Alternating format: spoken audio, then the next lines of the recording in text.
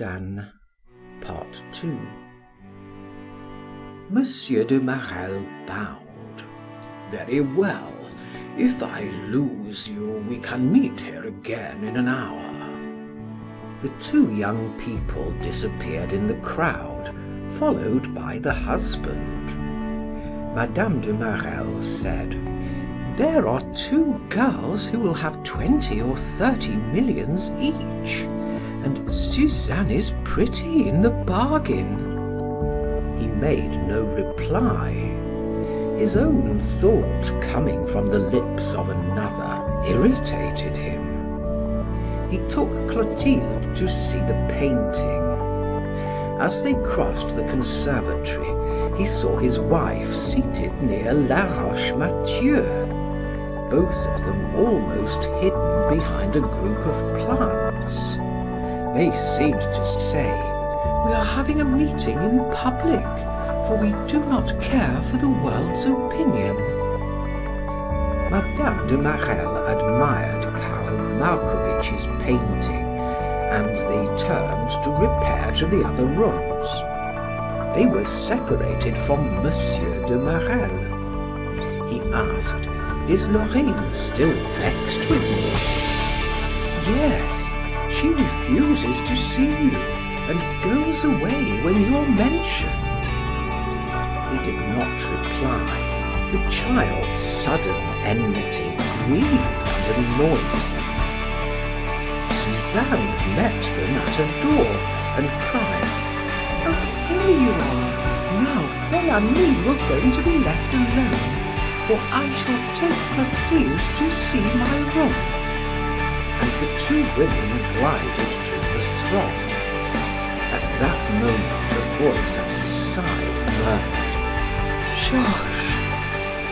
It was Madame Walter. She continued in a low voice, "How cruel you are! How needlessly you inflict suffering upon me.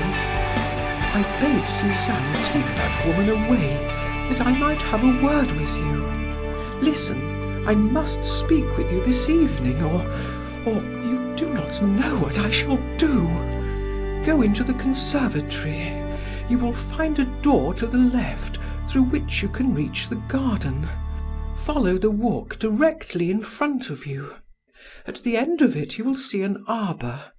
Expect me in 10 minutes.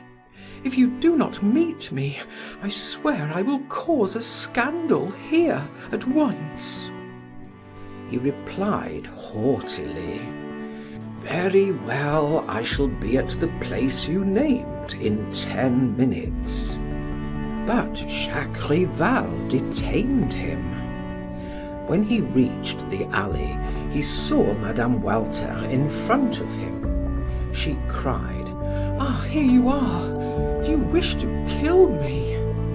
He replied calmly, "I beseech you, none of that, or I shall leave you at once." Throwing her arms around his neck, she exclaimed, "What have I done to you that you should treat me so?" He tried to push her away. "You twisted your hair around my coat buttons the last time we met, and it caused trouble between my wife and myself." She shook her head.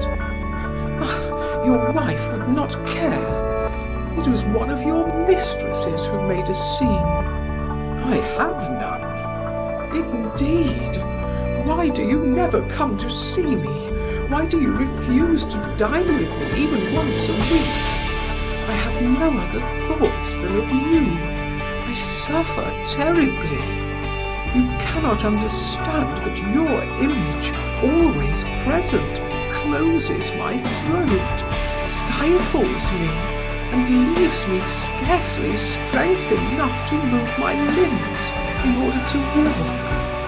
So I remain all day in my chair, thinking of you." He looked at her in astonishment. These were the words of a desperate woman, capable of anything.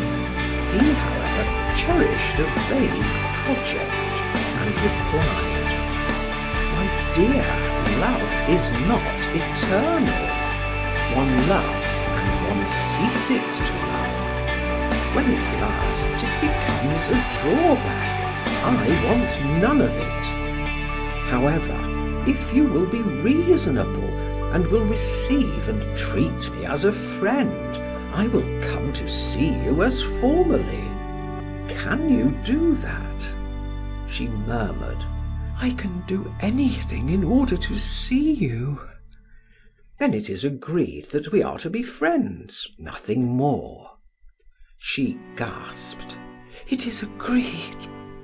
Offering him her lips, she cried in her despair, "One more kiss, one last kiss." He gently drew back. "No, we must adhere to our rules." She turned her head and wiped away 2 tears, then drawing from her bosom a package of notes tied with pink ribbon, she held it towards Duroy.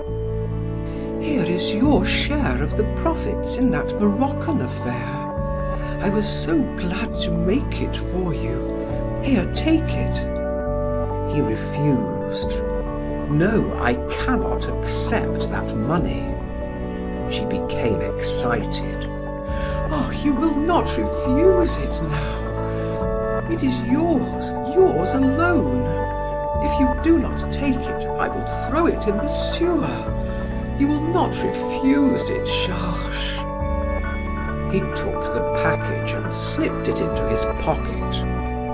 "We must return to the house.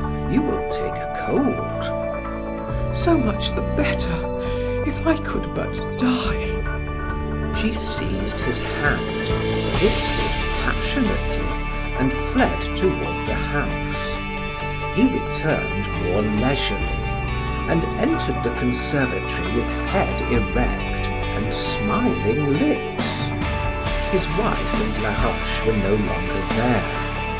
The crowd had grown thinner. Suzanne, leaning on her sister's arm, advanced toward him. In a few moments, Rose, who they teased about a certain count, turned upon her heel and left him. Duroy, finding himself alone with Suzanne, said in a caressing voice, "Listen, my dear little one, do you really consider me a friend?" "Why, yes, Bellamy. You have faith in me, perfect faith. Do you remember what I said to you a while since?" "About what?"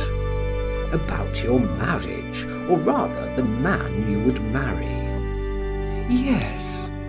"Well, will you promise me one thing?"